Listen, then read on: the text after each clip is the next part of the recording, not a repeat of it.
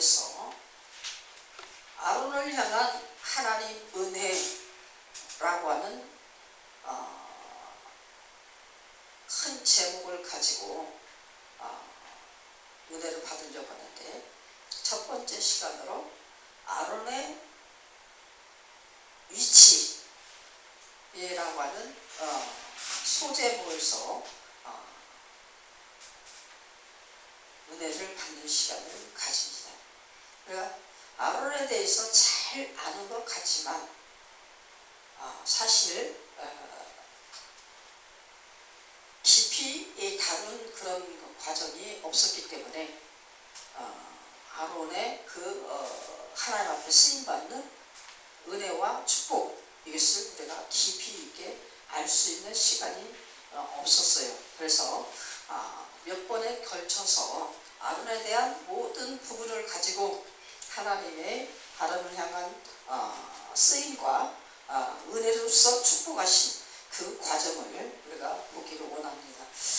그리고 오늘 본문 속에서 이제 아론의 첫 시간이니까 전체적인 그 아론의 그 배경, 출생과 그의 생애와 모든 그 삶 속에서 나타나지는 그 인품, 인격, 이런 부분을 바라보면서 우리가 하나님의 은혜가 어떻게 그에게 흐르며 작용을 하였는가 라고 하는 것을 은혜 받으려고 합니다. 그래, 아론은 히브리어로 아하론이라고 하는 그런 이름인데, 이 아론은 레위의 4대 손으로서 이렇게 성경 본문에 나타납니다. 아론이 누굽니까? 모세의 3살 위인 형이죠. 그런데 아론의 그 이름의 특징은 고상함, 교화하다, 능력의 산이라고 하는 그런 특징을 가진 이름입니다. 그래서 그 이름만큼 하나님께서 그에게 은혜를 베푸시고 사용하시는 그런 모든 장면을 우리가 볼 수가 있는데, 이 아론은 엘리사바라고 하는 여인과 결혼을 하면서 나답, 아비후, 엘라살, 이다말이라고 하는 4 아들을 낳아서 제사장으로 같이 활동하는 그 부분을 우리가 성경에서 볼 수가 있는데요. 우리 정말 크게 생각을 해서 우리 생애를 보면 모세의 대언자와 또 조력자, 또 하나님의 성령과 함께 영감을 받아서 최초의 대제사장으로서 40년 동안 사용받은 그런 사람, 최초의 대제사장이었다라고 하는 부분에서 특징이 있죠.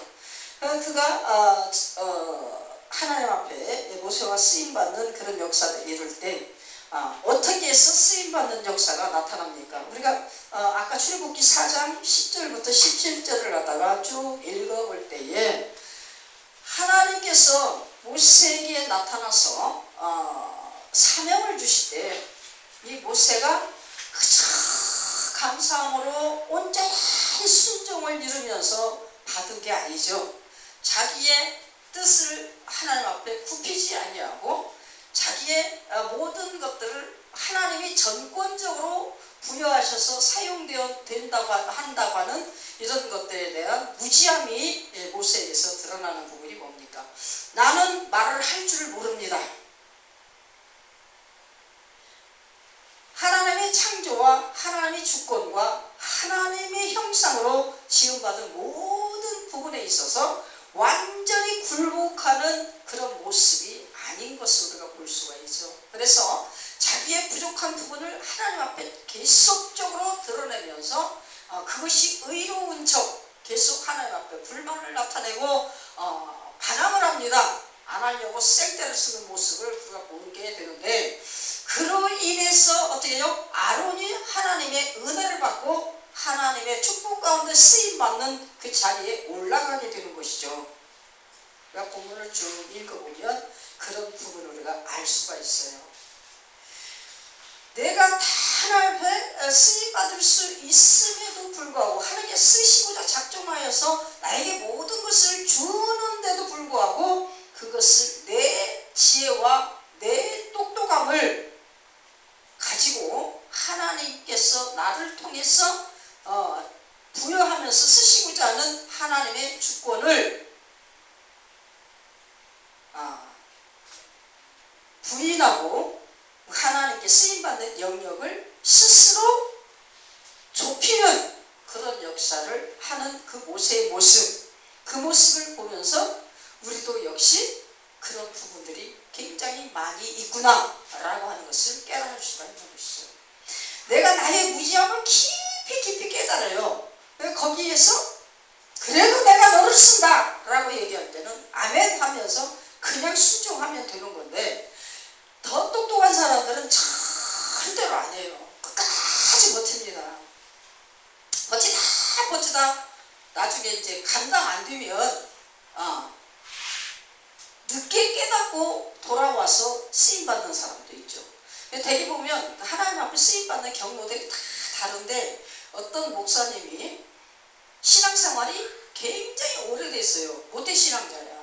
근데 그 양반이 내가 첫 신앙 때 신앙생활 할 때 그 양반이 안수집사였어. 그런데 신학은 나보다 한 10년인가?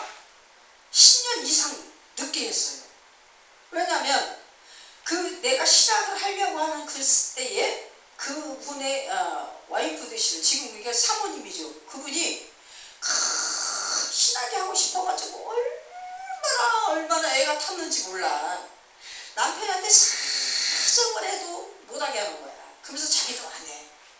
그래서 끝까지 못하게 하니까 그냥 못하고서 그러고 있다가 그 사모님이 그때만 해도 집사였었는데 나랑 같이 대화도 하고 참 친했어요. 그렇게 했는데 신학이 하고 싶어갖고 부러워서 막 하고 싶어서 그렇게 하는 거를 남편이 못하게 해가지고 못하는 모습을 내가 막 봤거든요. 근데 나중에 내가 전도사, 기도원 원장 그렇게 하고 나서 목사 안수 받았을 때인가 그때 신학한다 소리를 하더라고 그 남편이. 자기 스스로 하나님께서 주신 소명을 알아요. 그럼에도 불구하고 그거를 자꾸 안 하려고, 소멸시키려고 발버둥 치다가 안 되고 또 안 되니까 결국엔 하나님 앞에 꿇어 엎드려서 순종하는 그 모습을 볼 때에 참 성품도 좋아요. 겸손하고 온유하고 말도 없고 얼굴 보면 너무너무 이쁘게 잘생겼어. 키도 크고 너무 잘생겼지. 또 이 웃는 모습이나 대화하는 모습이나 이런 모습들이 너무너무 멋있어. 그 온유함의 이 모든 것들이 이 언어 하나하나에 다 묻어서 나오고 그렇게 훌륭한 인품이 없어요. 그럼에도 불구하고 절대로 목회를 안 하려고 하는 거야. 그렇죠? 그 목회의 어려움을 모르는 건 아니죠. 목사들의 그때 당시의 목사들 보면 다 지금도 배고프지만 그때는 진짜 배고프던 시절에 성도들을 막 배고픈 성도들이 수없이 막 오잖아요. 그러니까 성도들을 챙기더라고 이 목사님들 뭐야, 자기 자식들은 내팽개치는 거야. 그리고 내가 아는 여자 목사님 한 분도 교회의 그 어린 아이들에게는, 주일학 학생들에게는 그렇게 목사님이 자기 아버지가 그렇게 잘했대. 그런데 자기한테는 눈길 한 번을 제대로 안 돌려주고 한 번도 이렇게 다독거리는 것도 없고 크고 막 무섭게 다루고 이러니까 거기에서 상처를 입은 거예요. 지금도 그 얘기를 계속 하는 거예요. 그래서 너무 외로웠다. 너무 슬펐다. 너무 고통스러웠다. 왜냐면 그때 당시에 다 배가 고파. 그러니까 내 자식은 내 품에 있으니까 성도들이 또 챙겨주잖아요. 그러니까 어려운 아이들 막 이렇게 챙기는 그런 그때 상황에 목사님들의 모습, 그 모습을 볼 때 자녀들이 다 상처를 받는 거예요. 목사 자녀들은 다 상처를 받아. 상처 안 받은 사람이 없어 그때 당시. 왜? 배가 고프니까. 일단은 먹고 살아야 되고, 일단은 입어야 되고, 일단은 내가 가지고 싶은 거 가져야 되는데, 그런 것을 소유할 수가 없고 가질 수가 없으니까. 그러고서는 교회 안에서 목사님 딸이고 목사님 아들이니까 조용히 앉아 있어야 되고 절대 말씀 피우면 안 되고 이런 것에 대한 억압, 이것이 굉장히 있잖아요. 지금 여러분들 하는 것도 아니에요. 떼투자고. 그때 당신 그렇게 많은 고충 속에서 소명을 받아도 자신감이 없어가지고 안 하려고 하는 거야. 배고프지? 가난해갖고 쩔고 막 이런 게 너무너무 싫은 거야. 그래? 목회를 안 하라고 발버둥을 치면서 전부 다 인품들은 뭐예요? 어려서 신앙으로 말씀으로 잘 기도로 막 그때마다 그렇게 키우니까 그저 기도로 말씀으로 그렇게 크니까 성격들이 얼마나 좋았는지 몰라요. 우리가 신앙생활을 오래 한 사람들은요, 그 가랑비에 옷 젖는다는 말이 있잖아요. 자기도 모르는 사이에 듣는 그 신앙의 말씀으로 순화되어지고 이 말씀의 언어 영역으로 이게 계속 인격이 나도 모르는 사이에 이렇게 젖어들면서 거기에 맞게 이 영적인 성숙이 이루어지는 겁니다. 그러니까 이 품이 그래도 조용하고 그래도 날카롭지 않고 그래도 다른 사람들에게 뭔가 들어주려고 하는, 귀를 열려고 하는 그런 마음의 자세들이 거의 있다라고 우리가 볼 수가 있는 거죠. 세상 사람보다는 그래서 교회 안에서 말씀으로 잘 훈련받은 사람들이 다른 사람들을 말을 들어주려고 하고 마음을 이해해 주려고 하잖아요. 당연한 거잖아요. 그렇죠? 이제 그런 부분들을 저기 했을 때 이 모세는 역시 어디에요? 이스라엘 백성들과 같이 안에서 사는 게 아니고 큰 애국 왕에게 쫓겨가지고 죽음의 고비를 갖다가 피해서 어디로 도망갔습니까? 미디안 광야로 도망을 가서